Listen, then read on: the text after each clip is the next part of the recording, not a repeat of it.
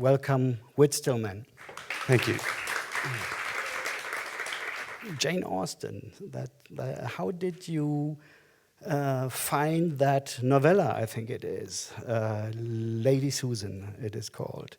How did you find it? Did you go through the list of Jane Austen books and stories to see what hasn't been filmed yet? And well, that would have been... Sense and Sensibility, no. Pride and Prejudice, no. That would have been a good idea. So I started thinking about Jane Austen with Metropolitan because a friend had given me a piece of material by misinterpreting a Lionel Trilling essay about Mansfield Park. When I said I liked Mansfield Park, he said, how can you like Mansfield Park? Lionel Trilling destroy that. He said that, no modern person today could like Mansfield Park because the plot is so absurd, blah, blah, blah. And then I went and read the Lionel Trilling essay, and it says the exact opposite. He starts out with that, but then shows why that's not true, and we should like Mansfield Park. And so that gave me material for the conversations in Metropolitan. And then as I was doing that, I was thinking, well, it'd be kind of interesting to make Audrey Rouget have the same sort of situation in the group that Fanny Price has.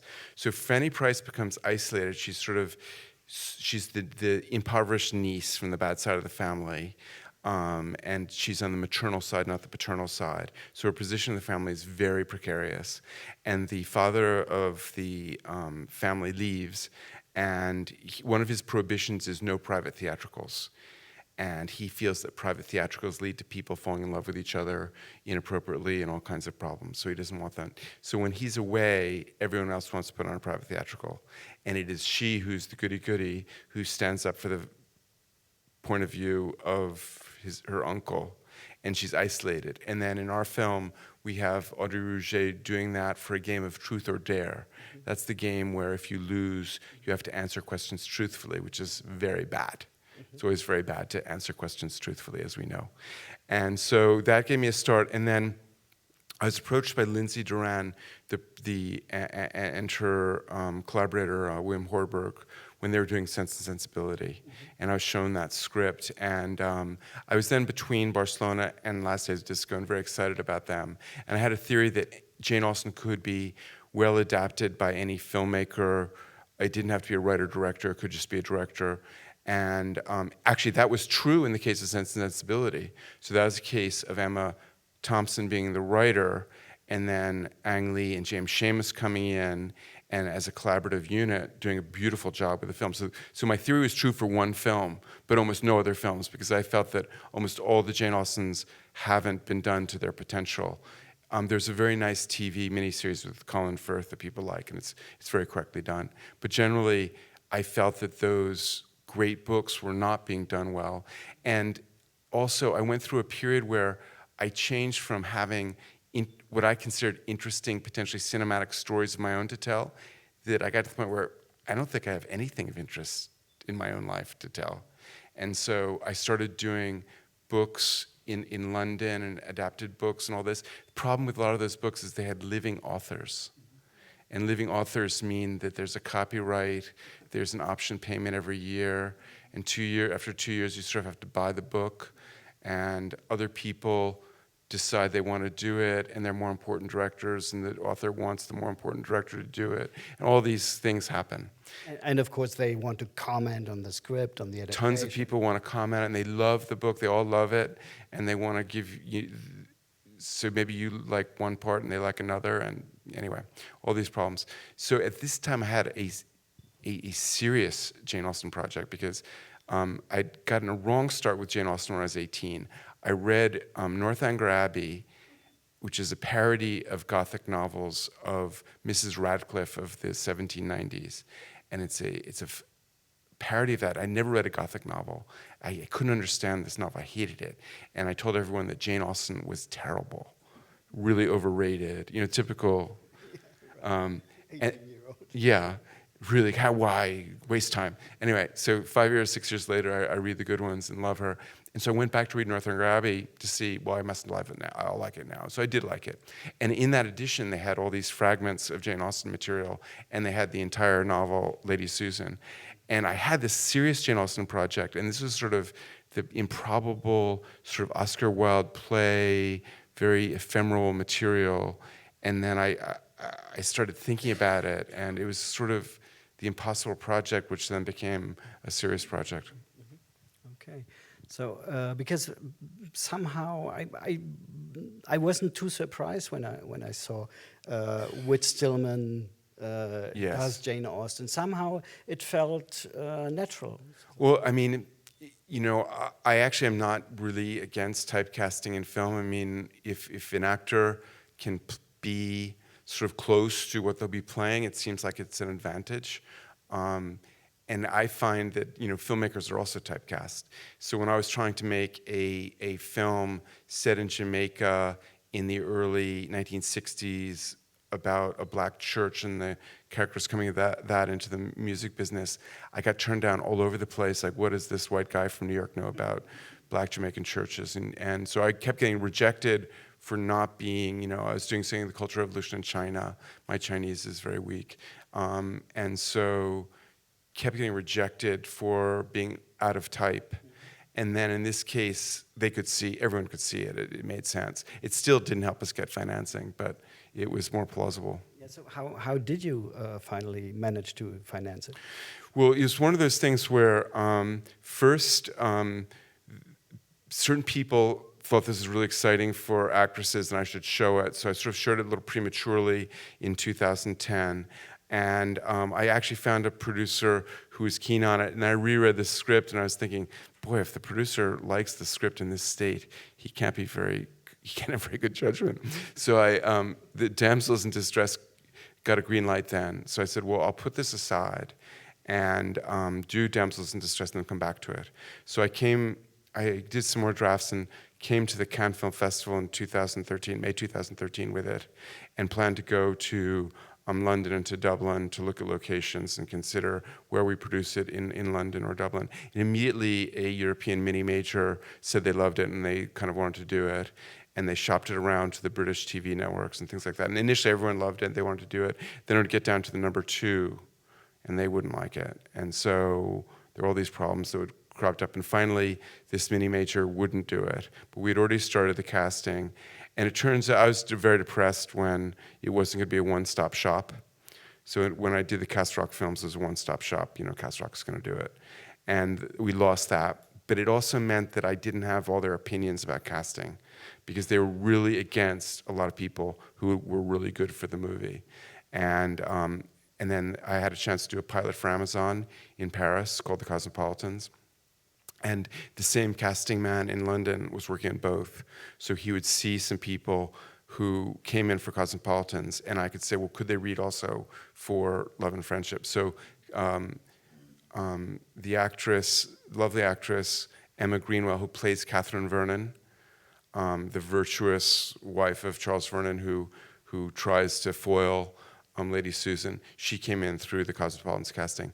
And then we had to sort of just piece it together with some money, a lot of money from Ireland, some money from Holland, and then Damsels in Distress had a wonderful time in France, and so we got a French co-producer in French, Arte. So it's a European production. It's a three-way European production. It's a British, French. No British. Oh, no, it's an Irish, French, Netherlands. Netherlands. And then it's sort of nominally also with America because the editor and I and the music director are from the US. And also at the last minute, my Metropolitan investors, who did well with Metropolitan, came in and raised the last $500,000. But we made it very inexpensively.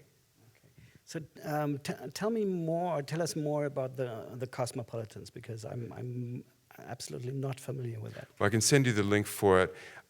So when I went back to the United States in 2007, 2008, I had all these stories set in Paris, and I'd tell them to people in the TV business, and they would say, that's really interesting, but a US network will never commission a story set in Europe. So you had that as an idea for a TV series? I had various stories set in Paris, and I set one up at Sony Pictures TV, and I asked people, how can Sony Pictures TV afford to commission so many pilot scripts when they're not making hardly any of them?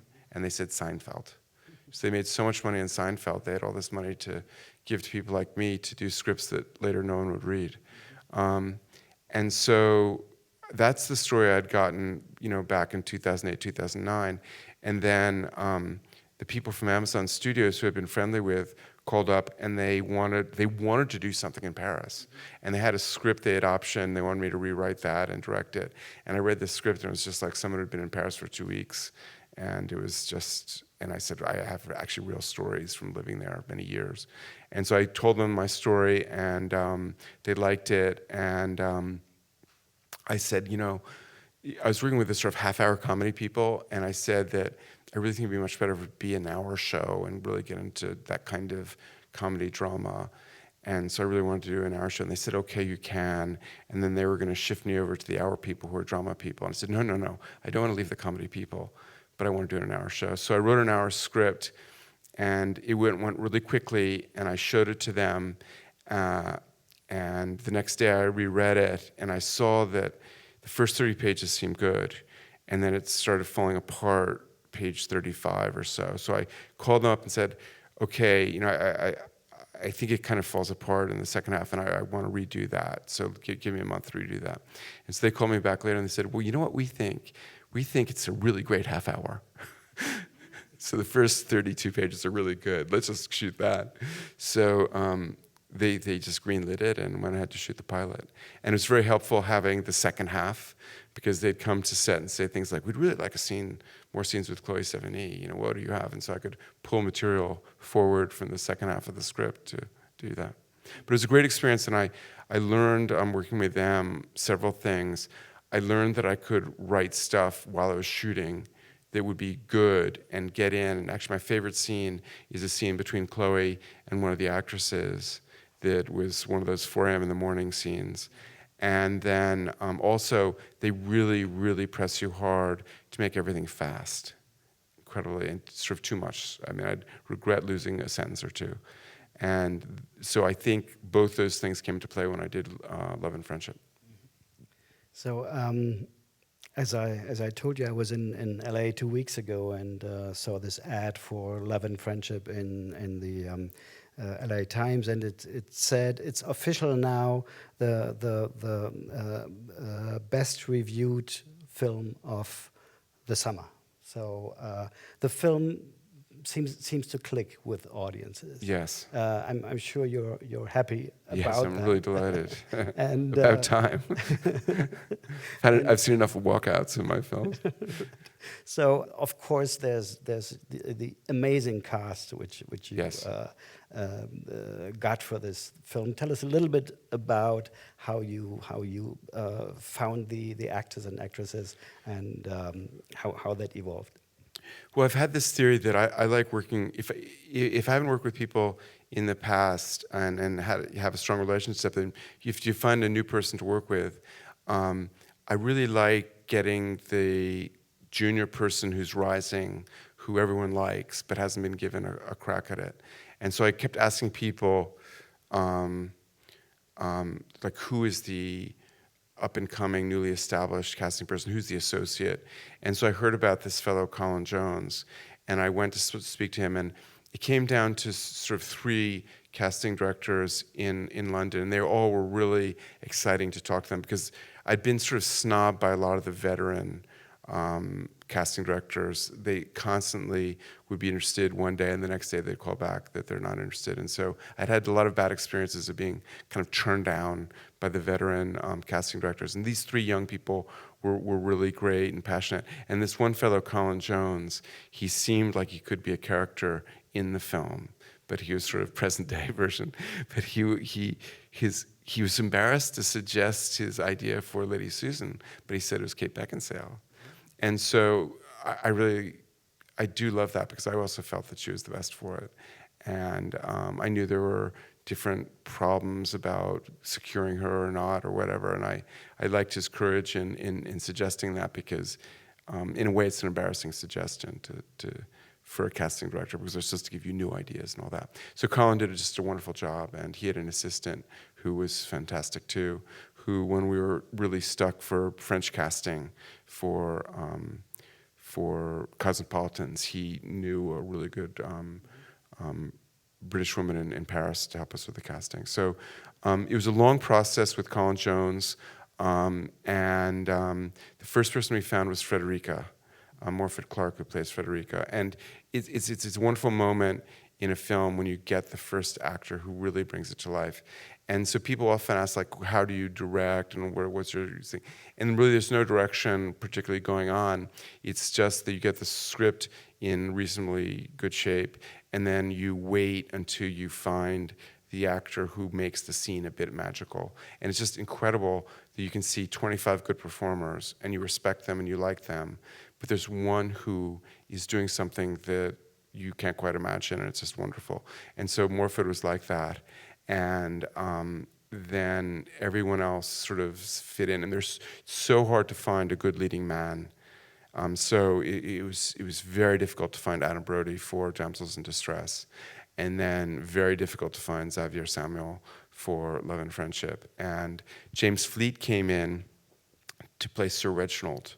And again, it was the same thing where I met all these people I'd loved from British productions, but it was James Fleet who just made it really touching and wonderful. And then auditioning Xavier Samuel in Los Angeles for the same scene, you begin to imagine what the scene is going to be like between the two. And then for us, when Stephen Fry agreed to play the cameo of Mr. Johnson, I mean, it's one of those small roles which takes, very short work, but it's discussed throughout the movie, so it becomes a bigger role. And we sort of put that portrait in early so they get to see him, even though he gets only that one big scene. And we geared up for that. We had him for one day, and it's between the BAFTAs and his long-planned vacation. And it was Friday the 13th of February, I think I mentioned this before, which we called Stephen Friday. And he was really charming and wonderful to work with. Xavier Samuel is Australian, isn't he? He's Australian, and one of the wonderful, lucky things we had was a young fellow just out of Oxford who wanted to be an actor. He came through Colin Jones, sort of family friend of Colin Jones, a young man from Oxford. He's a language expert, he's a dialect expert, and he wants to be an actor. Can he come up and intern on our film? So this is Jordan Waller, and he plays the very good footman in Chloe Sevigny's house, who ended up having some lines and quite a role. And he also became sort of the teacher of all the other footmen and how to move and things to do.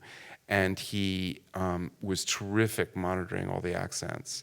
So both on set and in rehearsing, and then later when we had a cut film for replacing dialogue, for correcting things, he was on top of it. And so when we were even recording the dialogue replacement, he would be on the telephone listening to the accents to get it all right. What is this? So I brought this along since I like to sell things.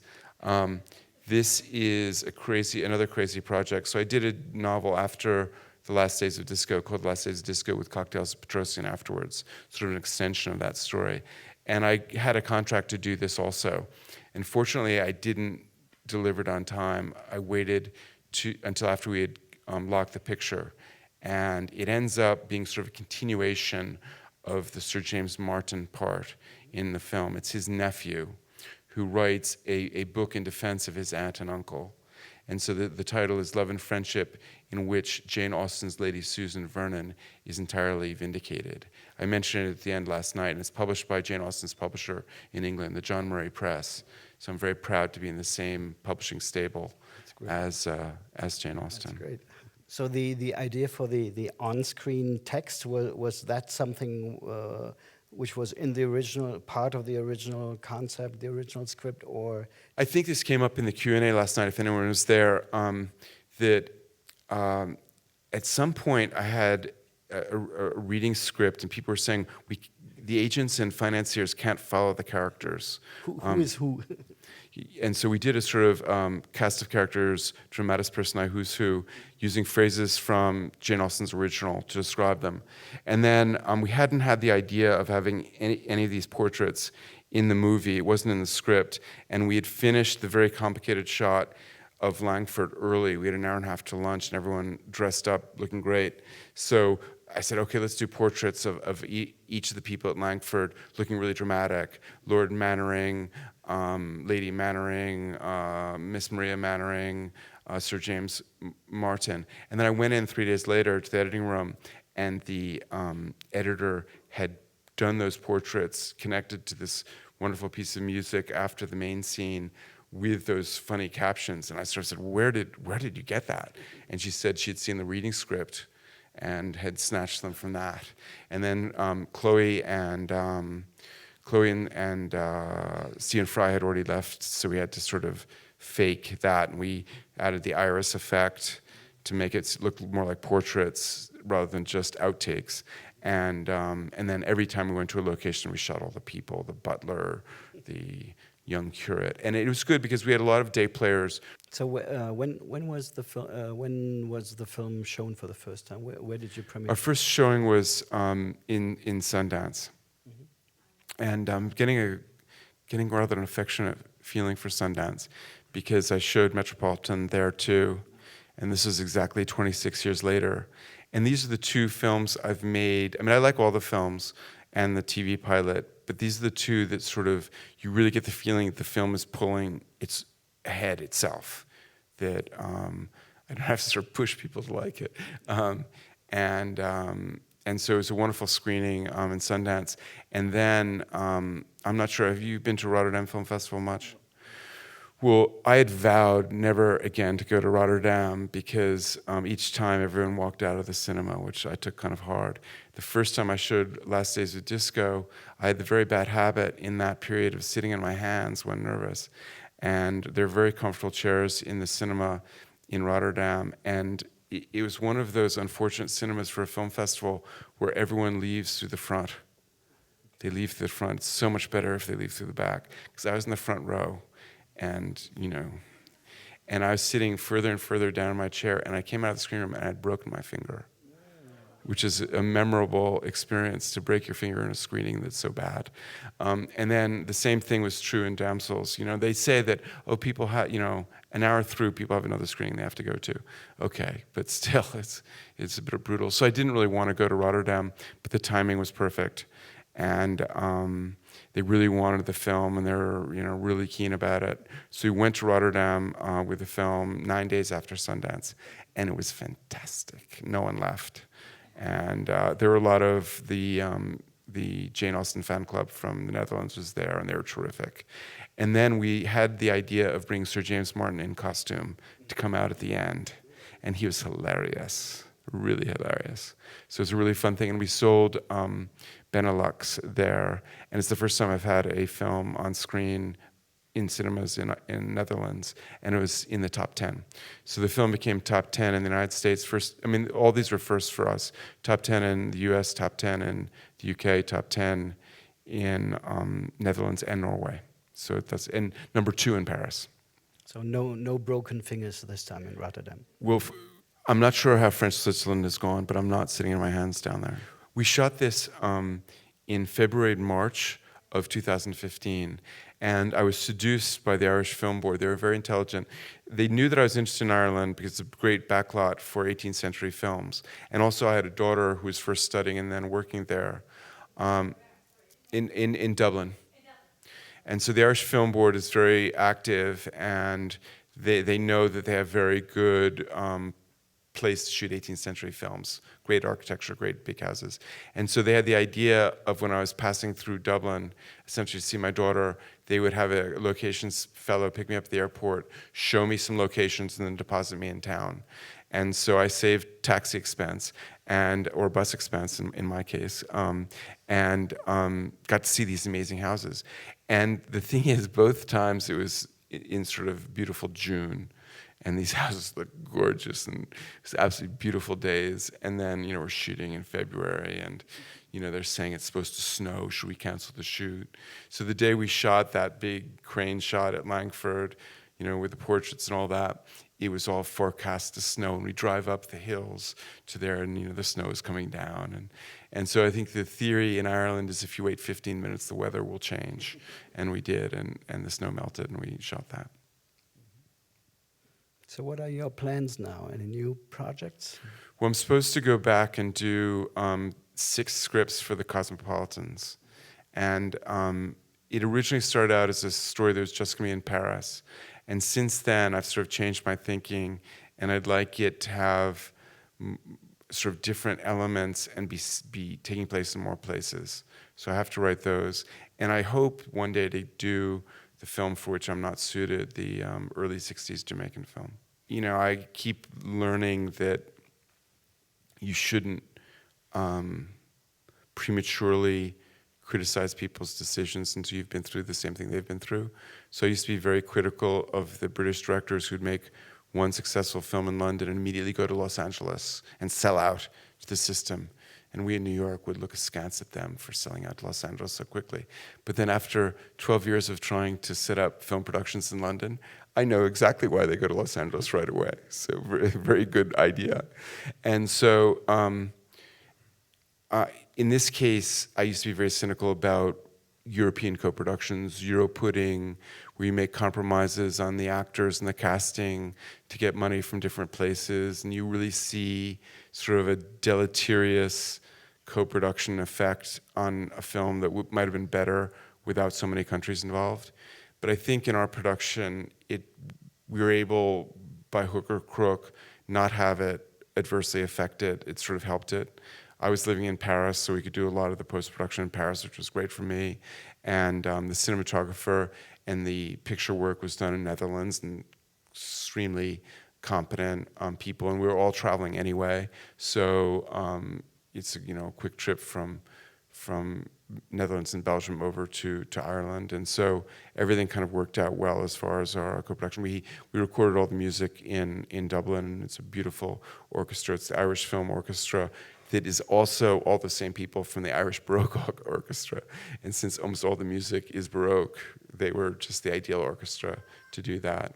Well, I hated the title Lady Susan. I just hated it. And it was not Jane Austen's title. I think it's really weak having character names as titles. And I also heard my favorite distributor in Barcelona. We were on a radio show together, and he went on for about 30 minutes in a screed against Anglo-American films with Anglo-Saxon names as titles. He had to distribute Agnes Brown, and he was just furious with the title. And so I thought that those were just non-starters for distributing abroad. And also in the whole Jane Austen process, she went normally from these rather weak titles, Eleanor and Marianne becoming Sense and Sensibility, a novel called Susan became Northanger Abbey. And so I knew Lady Susan was not her title, it was her nephew's title, and that she'd used Love and Friendship for an earlier disposable short story.